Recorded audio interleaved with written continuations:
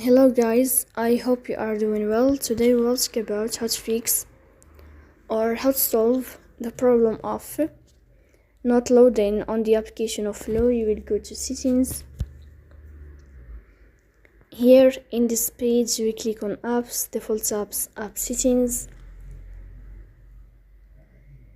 In this list you will search about the application of Flow and you will enter.